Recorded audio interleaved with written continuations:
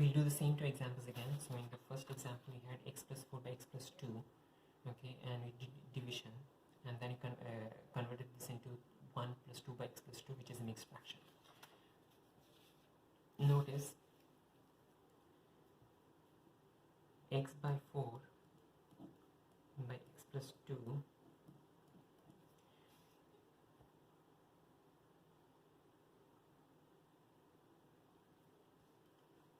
we'll be writing down, okay, since we know that the division, okay, in this case we have the division answer, okay, we got the division answer from the division procedure, but in this case, okay, we are not going to do the division, but we'll be assuming, okay, that we have an answer, okay. So since the notice that the degree of the numerator and the degree of the denominator are the same, okay, they're both 1, okay, the expression that you'll be receiving is a constant a, okay, and then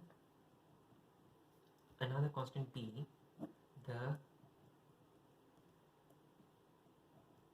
This part remains the numerator remains the same, x plus 2, okay. Again, the 1 and 1, okay, if you divide x by x you get a constant, okay. In this case it is 1, but we'll be moving on the procedure and we can discuss that later, okay. But you have both the degree of the numerator and the denominator the same, okay. Since the degree of the numerator and the denominator are the same,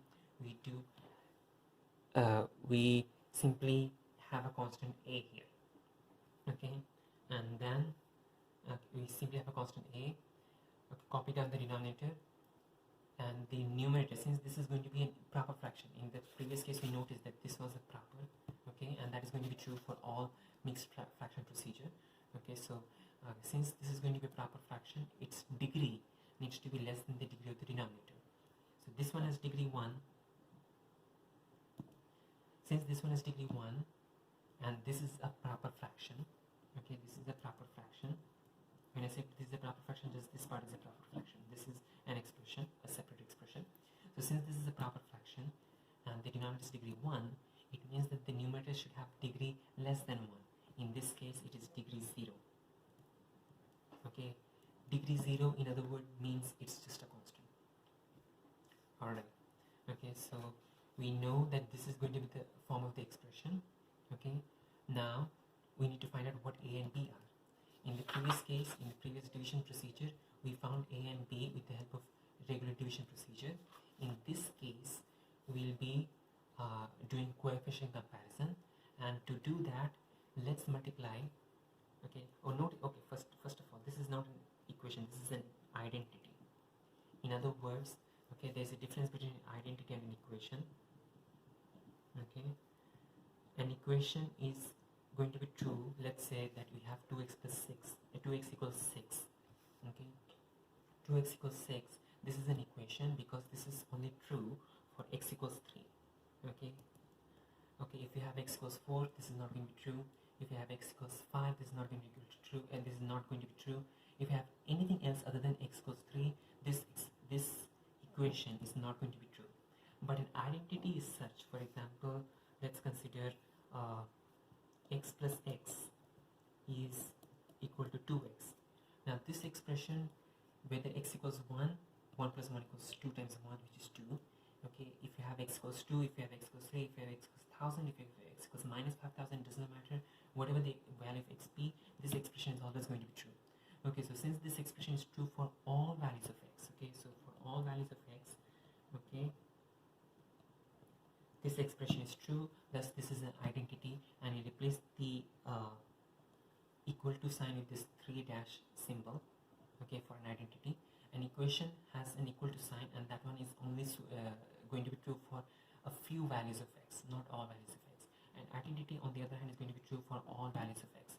So in this case we have an identity, okay, because we're not solving this equation, we're just converting that into mixed fraction, okay. We're not solving this equation, okay. So in this case this is an identity, okay, and okay, that's the definition for the identity. But now to move on to find out what a and b are, let's multiply both sides by x plus 2. Okay, so we multiply both sides by x plus 2. Okay, multiply the left side by x plus 2, you get x plus 4. Multiply the right side by x plus 2, you get a into x plus 2. Okay, and then b divided by x plus 2 becomes simply b because x plus 2 cancels out. Notice, why did he multiply by x plus 2? Okay, this might be a question. We are multiplying by x plus 2 so that you can remove the fractions and you can make a life easier in order to while trying to find out what a and b are. Okay, so this is the final expression. Okay, and now we can find out a and b. Okay, to find out a and b, let's expand the expression. So this becomes x plus 4 is equivalent to ax plus 2a plus b. So ax plus 2a comes from here and b just copies down. Okay, or in other words, I can also try to factorize. So now we are not going to factorize with respect to a or b, we're going to factorize in terms of with respect to x. Okay, so let's get all the x terms separate, ax. Let's get all the constants separate. Notice a and b are still constants, so 2a plus b. Okay, now since this is an identity, okay, okay, it is going to be true for all values of x. So we're going to compare the coefficients. In the left hand side, okay, we have the coefficient of x. Okay, let's talk about x, the coefficient of x. In the left hand side, the coefficient of x is 1, and the right hand side, the coefficient of x is a. So a is equal to 1 then.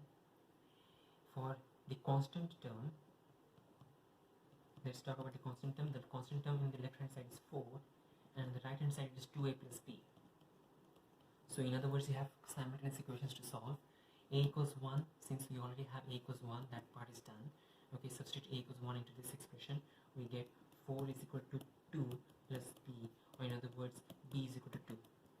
Okay, so we get the answer a equals 1, b equals 2. We can substitute that into the expression. X plus 4 is equal to 1. This is an identity, just to make sure. 1 into x plus 2 plus 2. If you want to convert this into the fraction form, we can still convert it into the fraction form. Okay, this becomes x plus 4 divided by x plus 2 is equivalent to 1 plus 2 divided by x plus 2. Notice that this is the same as the answer received in this one, 1 plus 2 by x plus 2. Okay, x plus 4 by x plus 2 is equivalent to 1 plus 2 divided by x plus 2. Now let's do the same procedure for a second fraction that we had in our division procedure. Okay, x cube plus 6x plus 8, okay, divided by x square plus 9x plus 7. Okay, x cube plus 6x plus 8, x square plus 9x plus 7. Even though we found the answer in the previous case, we will be in this case we'll be solving it using coefficient comparison method. Okay, so notice that the denominator has degree 2, the numerator is degree 3. Okay, so the first term in the previous case, both the degrees were the same, so x by x is a constant. Okay, but in this case you have x cubed by x squared, which is not a constant but it is an x term. Okay, so the first term is going to be an x term. Okay, again once more, now this one is degree 2, this one is degree 3. Degree 3 by degree 2 means your final answer is going to have degree 1. Okay, in this case you have degree 1 by degree 1. Okay, so your final answer at degree 0, or in other words it was just a constant. In this case again, degree 3 by degree 2, your final answer is degree 1, or in other words it is an x term. Okay, so ax plus b. Okay, now you might be like, why did the b come? Because we have degree 0, you have to complete the expression. Okay, b could be 0, we are not sure. Okay, but ax plus b. Okay, that's your expression. Okay, wherever you start from, you start from the highest power and move on to the lowest power. So in this case we started from x the power 1, okay, degree 1, and we complete the expression with the 0 degree part of the expression, so ax plus b. Okay, then that's the end of the expression. Degree 1 term, degree 2 term, degree 1 term, degree 0 term, we're done with that expression. Now we have the remainder. Okay, the remainder is going to be x squared plus 9x plus 7 on the denominator, and the top, notice that this one is degree 0, degree 2, this one is degree 2. Then because this is going to be a proper fraction, the top has got to have degree 1, or in other words, it is going to be cx plus d. Okay, because degree 1, this has got to be cx plus d. Okay, to explain why you have degree 1, because this is going to be a proper fraction. So since this is the proper fraction, the numerator should have degree less than that of the denominator. So okay, we have degree 1, in this case it is cx plus d. Alright, now again this is an identity. Okay, to solve, multiply both sides by x squared plus 9x plus 7 to remove the fractions and to make our life easier in order to find out what a, b, c and d are. So we have x cubed plus 6x plus 8 is equivalent to ax plus b into x squared plus 9x plus 7 plus cx plus d. Alright, we don't have any fractions now. And since we don't have any fractions, it will be easier for us to find out what a, b, c and d are. Okay, so expand this fraction. Okay, we get x cubed plus 6x plus 8 is equivalent to ax plus b becomes ax cubed plus 9ax squared plus 7ax. Okay, so we're done with the first part. Then we have is bx squared plus 9bx plus 7b plus cx plus d. Alright, okay, now we are done with the expansion, but now you need to collect the like terms, okay, so that you can compare the coefficients. So for x cube, okay, before you do the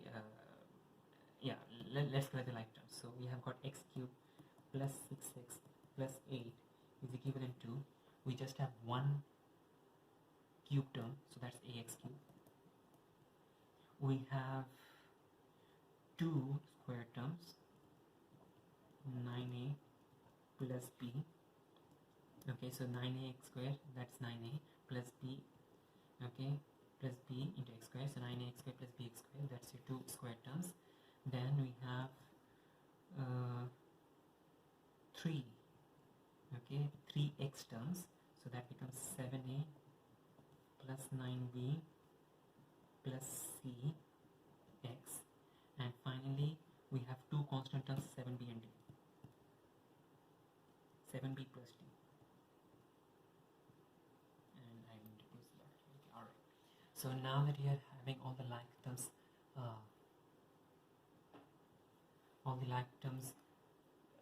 grouped up, we can move on for the coefficient comparison. So we have, for the x cube term,